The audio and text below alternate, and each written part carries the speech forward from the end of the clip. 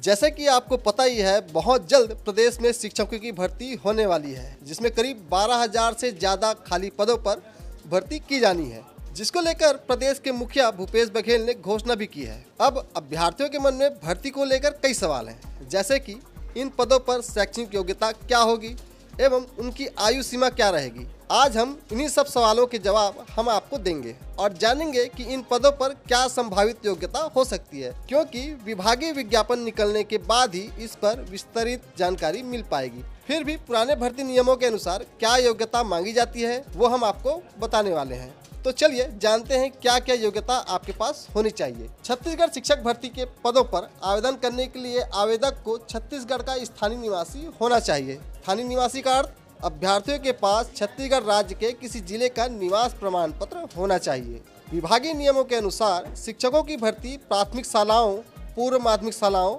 High school और higher secondary स्कूलों में की जाएगी। एक और सवाल जो सभी अभ्यर्थियों के मन में होता है वो है कि ये ई वर्ग और टी वर्ग संवर्ग क्या होता है। तो शिक्षकों की नियुक्ति इन संवर्ग एवं टी संवर्ग के अंतर्गत की जाएगी।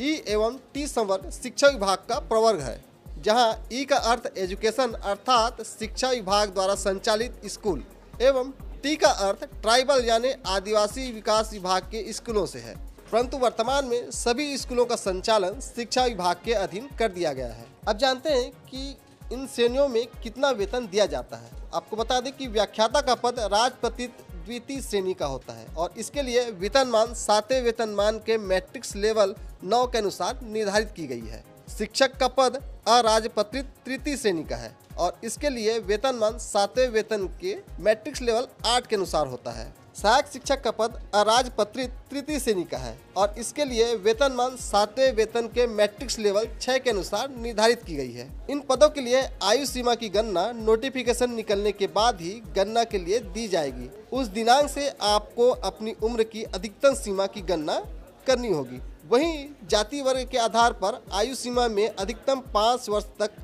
एवं महिला अभ्यर्थियों के लिए अधिकतम 10 वर्ष तक छूट प्रदान की जा सकती है, जबकि दिव्यांग अभ्यर्थियों के लिए आयु सीमा में छूट का निर्धारण सामान्य प्रशासन विभाग के निर्देश के अनुसार की जा सकेगी। अब जानते हैं इसकी योग्यता के बारे में। तो व्याख्याता पद के लिए आवेदक के पास किसी मान्यता प्राप्त संस्था, बोर्ड या विश्वविद्यालय से कम द्वितीय श्रेणी में संबंधित विषय में स्नातकोत्तर डिग्री अथवा समकक्ष डिग्री होनी चाहिए। इसके साथ ही आवेदक के पास शिक्षा पात्रता की डिग्री बीएड भी होनी चाहिए और सबसे महत्वपूर्ण आपको राज्य स्तरीय CGTAT परीक्षा पास होनी अनिवार्य है। अगर आप CTET भी पास हैं तो इन पदों पर आवेदन कर सकते हैं।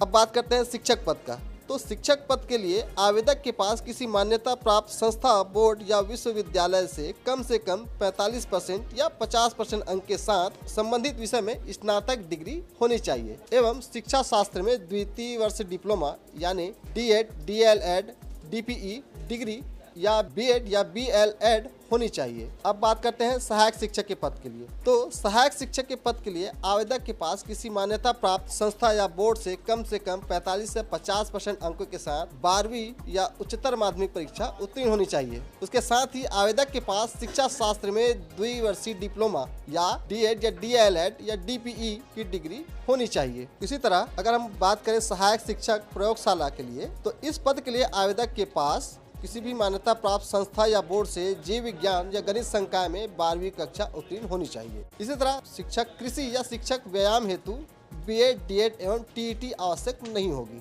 और आपको बता दें कि शिक्षक 1ली से 8वीं तक के स्तर के लिए TET आवश्यक होगी।